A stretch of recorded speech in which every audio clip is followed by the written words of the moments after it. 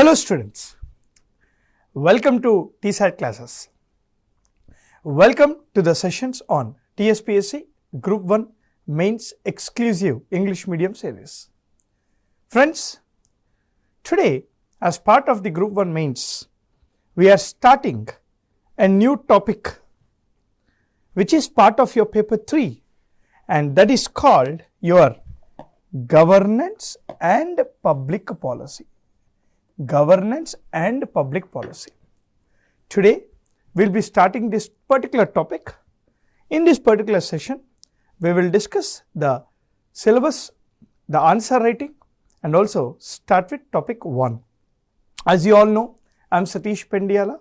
I have an experience of teaching Group 1, Group 2 and UPSC since last 8 years, and I deal with Indian polity, society and also your constitution and governance topics.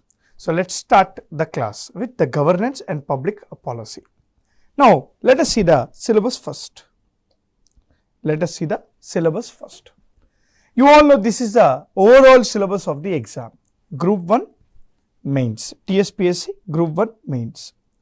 If you look at this syllabus, if you look at this particular syllabus, we have total 6 papers. We have a total of 6 papers. We have a total of 6 papers, where if you look at the paper 3 here, if you look at this paper 3, which is of 150 marks, and this is divided into 3 sections.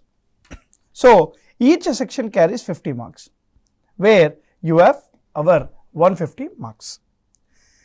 Indian society is for 50 marks, constitution is for 50 marks, and governance is for 50 marks. Friends, as part of this series, we have already completed constitution topics. We have seen 11 episodes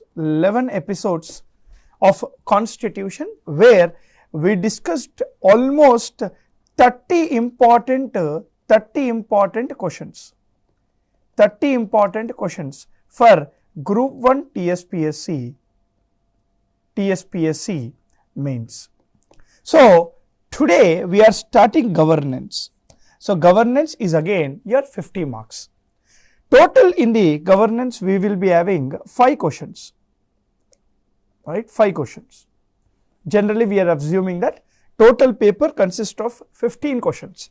Each question carries 10 marks. So you have 150 marks. Okay. So here we have 5 questions. So 5 questions will come from 5 different topics of governance topic. Let us see the syllabus of the governance. Yeah. So this is a syllabus of the governance. If you look at the syllabus, topic 3 of paper 3 is divided into 5 chapters, 1, 2, 3, 4 and 5.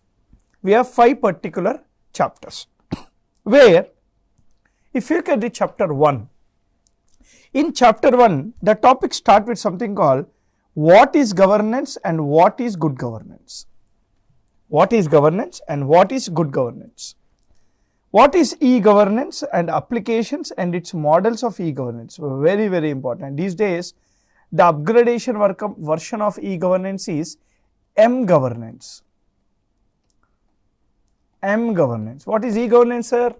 E-governance is electronic governance. Now, what is m-governance? Mobile governance. M-governance stands for mobile governance. Then we have governance at union level, cabinet secretariat, prime minister office, central secretariat, ministers and departments, constitutional bodies like finance commission, election commission of India, union public service commission, CAG, national human rights commission, this is a non-constitutional body, national commission for SC/ST constitutional bodies, minority and women non-constitutional bodies. We have parliamentary committees, estimates committee, public accounts committee. These 3 are committees on public sector undertakings. These 3 are your financial committees. Financial committees of the parliament. These are the financial committees of the parliament.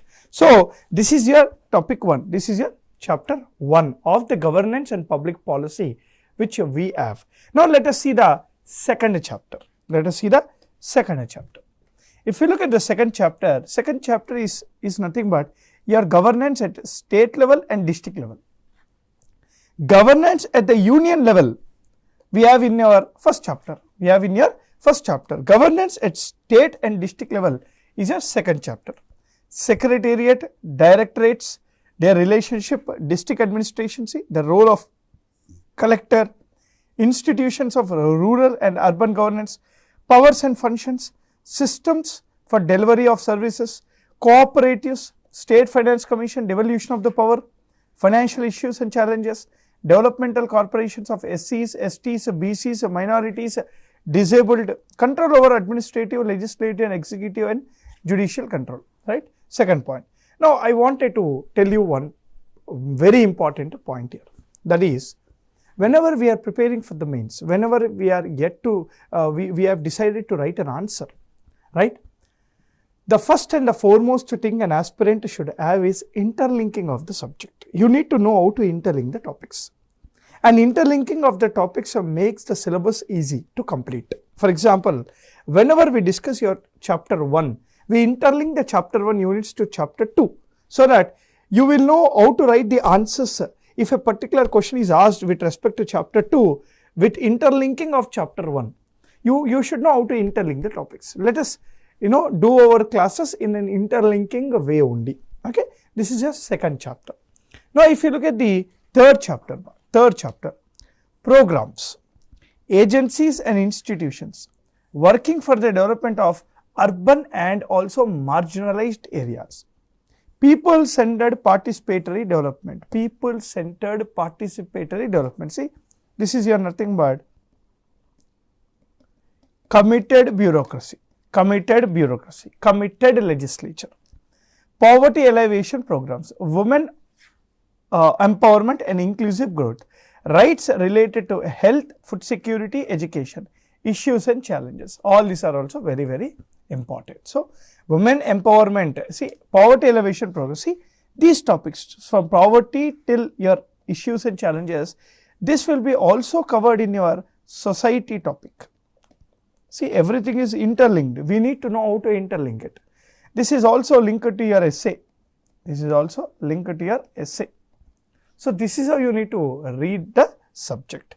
Now, if you look at the fourth chapter, debates on development and developmental process. See, there is a difference between development and growth. We need to know the difference between development and growth for us to understand what is developmental process. So, developmental process is a different scenario altogether. Development is a measure on the quality of the person. Growth is a measure on the quantity of a person. So, that is the thing here. So, next we will see the state and provisions of the services. State and the market. See, state and the market, very, very important. What is the meaning of state and the market? Your government versus private. Government versus your private administration. Government administration versus private administration. Involvement of civil society based organizations, NGOs, self-help groups, charities and stakes, public-private partnership, corporate social responsibility. Again, important for the exam, corporate social responsibility. Now, we have this fifth chapter, which is very, very important, is your ethics and values in administration. Neutrality of civil servant. See, committed bureaucracy, very important for the exam. Ethics and values in the administration. Neutrality of civil servant. See, there is a political thinker. There is a political thinker by name your Max Weber. So, Max Weber, he gave the theory on bureaucracy, where it talks about the features of bureaucracy, out of which he says bureaucracy should be neutral in two ways. The first one is political neutrality, and the second one is value neutrality. So, both are very, very important. So, we need to look in that perspective as well. The next one we have is political and civil servant relationship, the same thing here. City and charters, gender sensitization, transparency and accountability of administration, out of which prevention of corruption in administration. As part of the prevention of corruption in administration, we have something called Central Vigilance Commission, Central Bureau of Investigation, ACB departments. We also have something called Right to Information Act. See, the topic is very clear. It talks about applications and impact of Right to Information Act.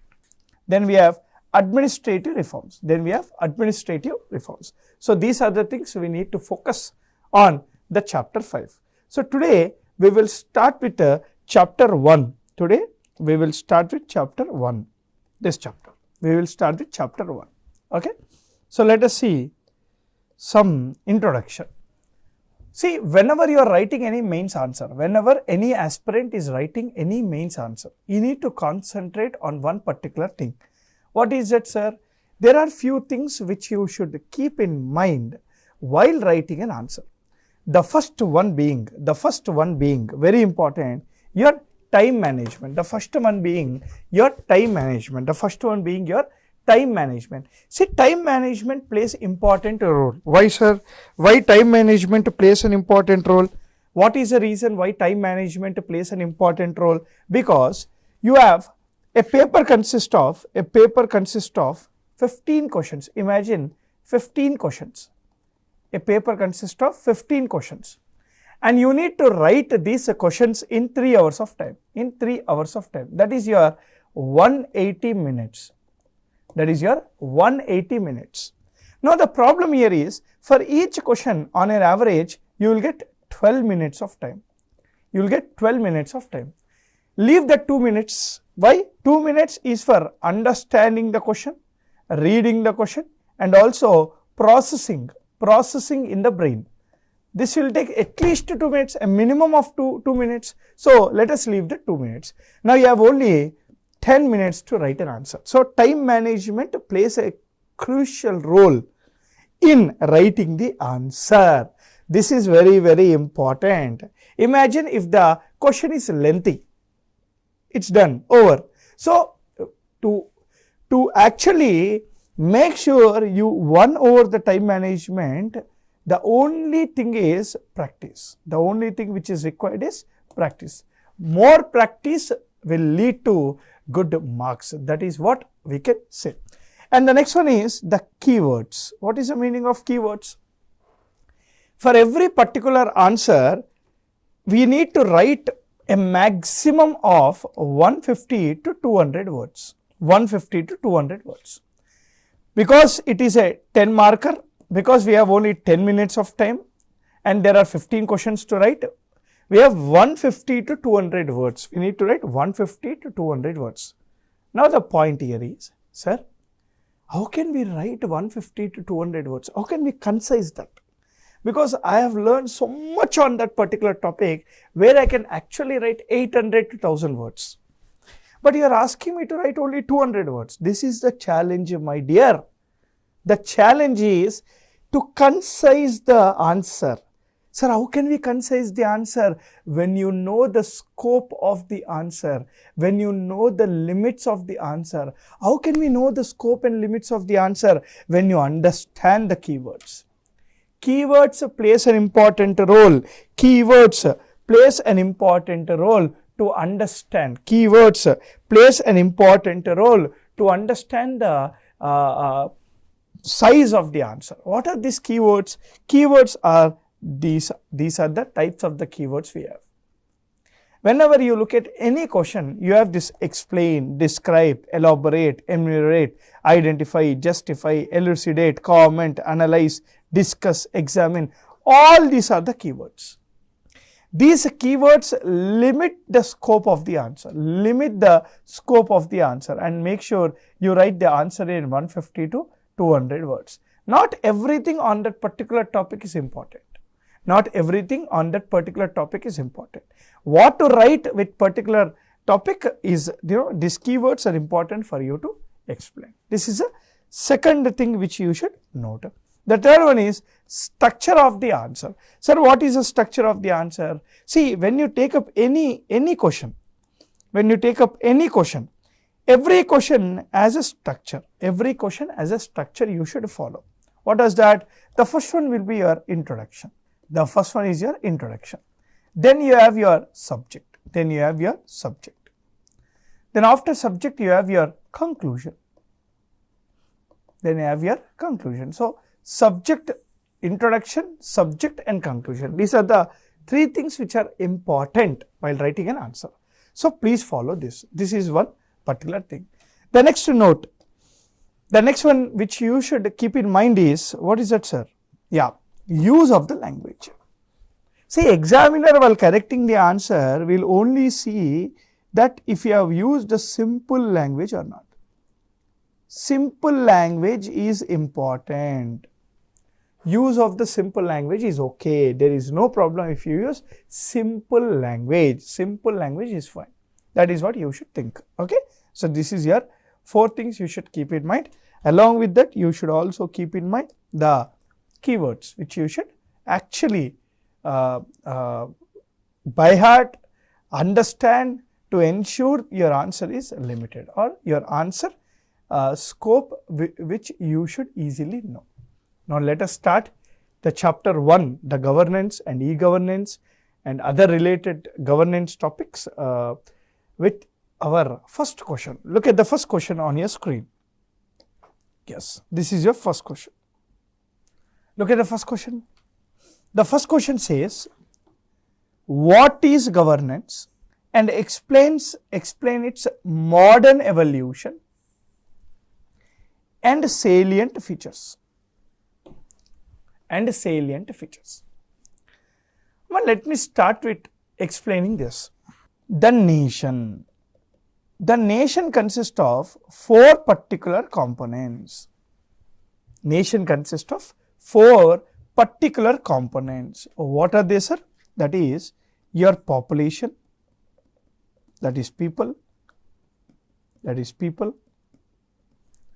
The second one is society, where people are part of. The state or government. And what will the government do? Governance. Governance is nothing but it is a action. It is an action on the social system. Governance is an action on part of the social system done by the state, done by the government. Governance is an action over the part of the social system done by the state. Now the question is all about explain its modern evolution. Let us see this one by one. Try to understand. The word governance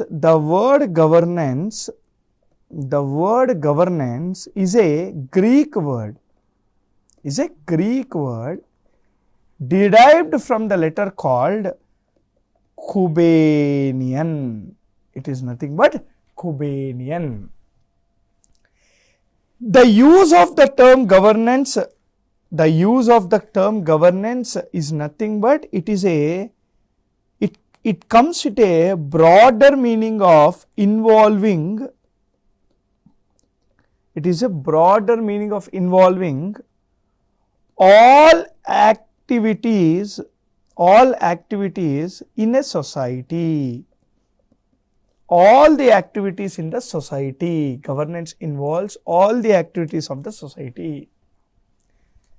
The modern usage of the governance can be traced back to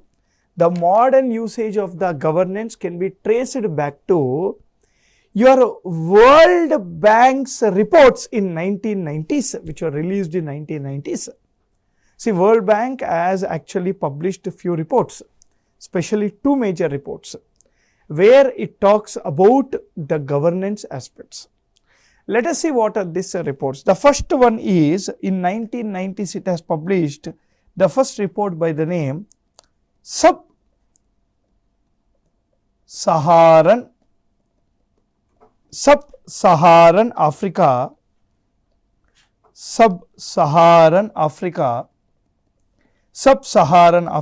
from crisis to sustainable growth. from crisis to sustainable growth. See, this particular report called the Sub-Saharan Africa from crisis to sustainable growth was published by World Bank in 1989. Was published by World Bank in the year 1989. Was published by World Bank in the year 1989. For the first time, World Bank has started using the word and the concept of governance through this report called Sub-Saharan Africa from crisis to sustainable growth in the year 1989. The second report which is published by the World Bank is, the second major report which is published by the World Bank is very, very important. It is nothing but governance and development. Governance and development. This report is very, very important, ma. This is published in the year 1992. This is published in the year 1992. See, the second report is very important for this purpose. The thing is, in the report Governance and Development, the World Bank has identified certain features of the good governance. The World Bank has identified features of the governance. So, World Bank started stressing on having governance to many countries in the world. So, governance as a modern usage, we trace back it to two reports. The first report is Sub-Saharan Africa from crisis to sustainable growth. Now, in this crisis and sustainable growth, the term governance was first time stressed by the World Bank. And the second one is Governance and Development report published in 1992, where the World Bank has identified certain principles or features of the governance. Now, let us see what are the features of the good governance identified by the World Bank. Let us see what are the features of the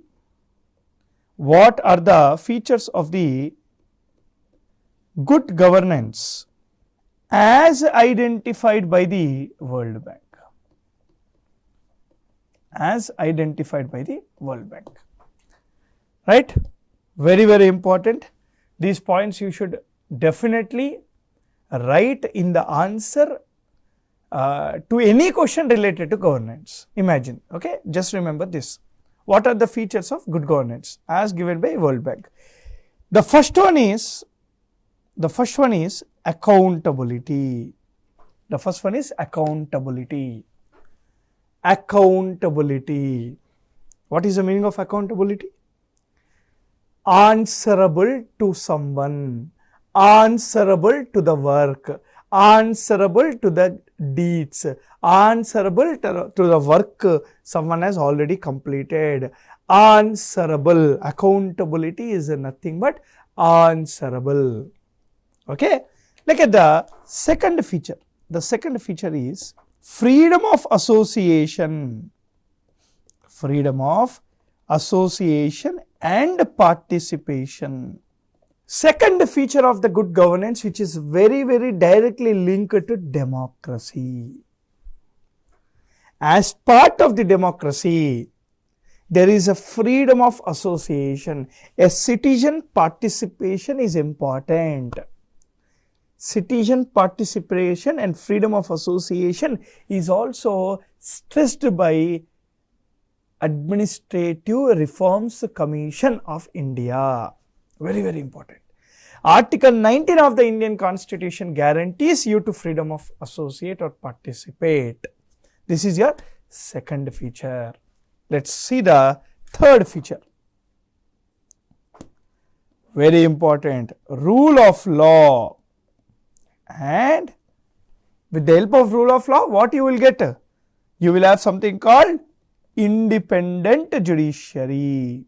Independent judiciary. Rule of law and independent judiciary. So, what is independent judiciary and rule of law? Legal authority is very much prevalent in a governance state. The state and the components of the state work only on the principles of rules and regulations, laws and customs. So, one of the major features of the rule of law is one of the major features of good governance is rule of law and independent judiciary to protect that law, independent judiciary to protect that particular law. The fourth one, the fourth feature of the good governance is transparency, transparency in administration. Transparency in administration. Now, transparency in administration is very, very important. See, transparency in administration ensures less corruption, no red tapeism, no nepotism. Transparency and accountability are key features of the good governance. And those policies and laws associated with accountability and transparency are called sunshine legislations. They are called sunshine legislations. So, this is your fourth feature. Let us see the next feature, the fifth feature called decision making and also monitoring or evaluation of performance of government. Performance of government. See, very, very important again. Decision making is utmost important in a democratic country. See, democracy goes with a rule of law. Rule of law again have the concept of governance. All go hand in hand. So, decision making and monitoring evaluation of performance of the government is again important for the exam. Okay, this is the fifth one. Now, sixth one is efficiency and effectiveness or economy and efficiency. Efficiency and economy. See, what is the role of the government? The role of the government is the welfare of the people. So, the outcome should be efficient. The welfare of the people must be accurate. There should be no goal displacement. There should be no goal displacement. No goal displacement. No goal displacement. This is a sixth feature. Let us see the next seventh feature of the good governance. What is the seventh feature, sir? Inclusive growth. Inclusive growth. Sir, what is inclusive growth? See, whenever the government is coming up with any law or policy, it has to keep in mind that it includes all the sections of the people. Every section of the people's and their decision should be included while framing a policy. Okay? This is called inclusive growth. The 11th 5-year plan objective, the 11th 5-year plan objective is inclusive growth. Remember this just. Including financial inclusion, economic inclusion, sustainable growth, all these are part of inclusive growth. Okay? This is the seventh feature of the good governance. Now, last one, eighth one. The eighth feature is cooperation between government and civil society. Civil society cooperation, pressure groups, NGOs, media, all these are very important for good governance. Good governance. These are the 8 features identified by the World Bank through a report published in 1992. And it said these are the 8 features which are important for our governance of the country. What are these, sir?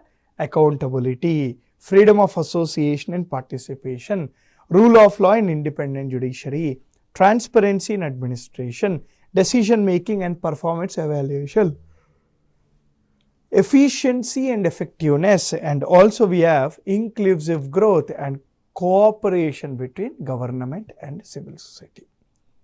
So this is your chapter 1, the topic on introduction to the governance. I will again see you in our next class with another topics and different questions. Till then, happy learning. Thank you very much. Jai Hind.